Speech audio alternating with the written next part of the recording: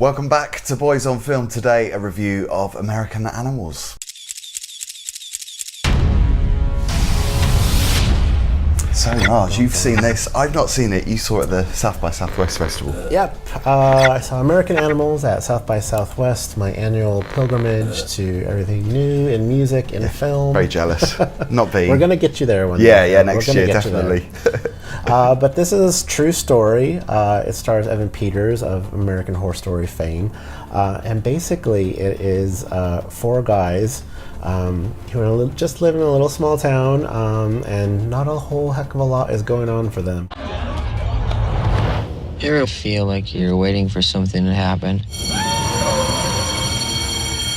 It pains me to see you embarrass your father. But you don't know what it is. They decide to do a heist of one of the most expensive books in U.S. history that's sitting in this library in their hometown. So they plan this whole heist around it. You're in, or you're out. That thing that could make your life special. You're in, or you're out. And what's actually quite interesting about the movie is you kind of want them to succeed because you want them to succeed because of the amount of planning that they go into it, and they're kind of boneheads. You're in, or you're out. How can I tell you if I'm in or I'm out without you telling me the first thing about what I might be in or out of? This would be something dangerous and very exciting.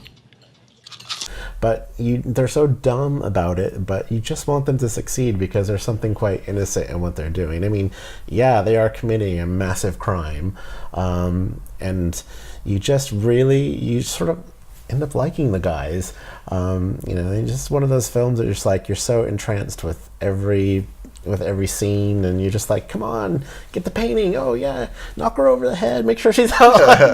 It puts you into the picture, and you feel like you're part of the heist actually. But the most interesting thing about this movie is it's part cinema, part film, and then part documentary. So they have the real guys who actually committed the crime, the 4 guys, and they interweave them into the movie.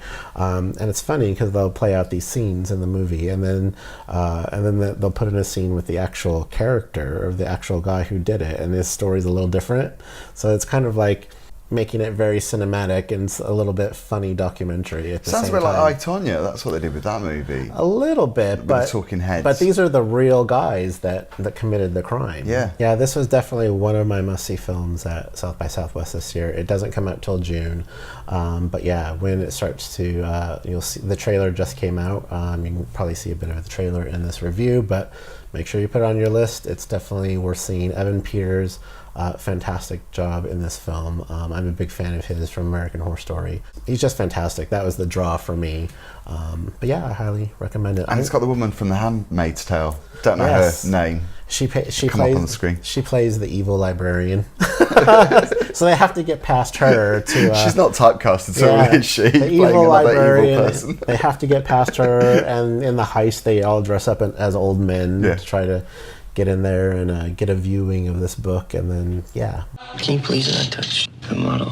Thanks.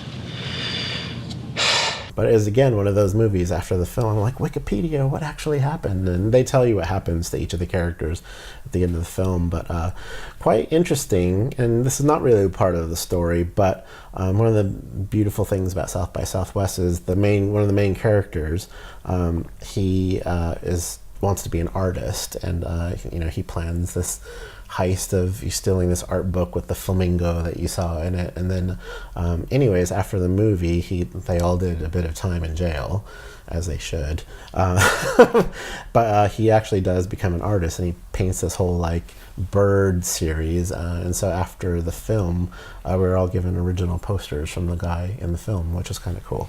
I'm glad that you mentioned that. You said that they should get their comeuppance, because I was starting to see another side to you where you're egging them on in the movie. It's like, oh yeah, let's hope they get away with it. I mean, it wouldn't be a movie if they tried to actually do the heist, and there's actually a false start. You're like, oh shit, they didn't do it, but you kind of want them to go through with it because the drama ensues. But yeah, The heist doesn't quite go to plan. Right.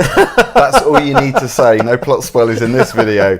I can tell that your reaction so far, says that this is a good movie. What is your overall verdict, though? How many stars? I'm going to give it 4.25. Wow. Yeah, it's definitely worth seeing. I think there's going to be a lot of talk about this movie.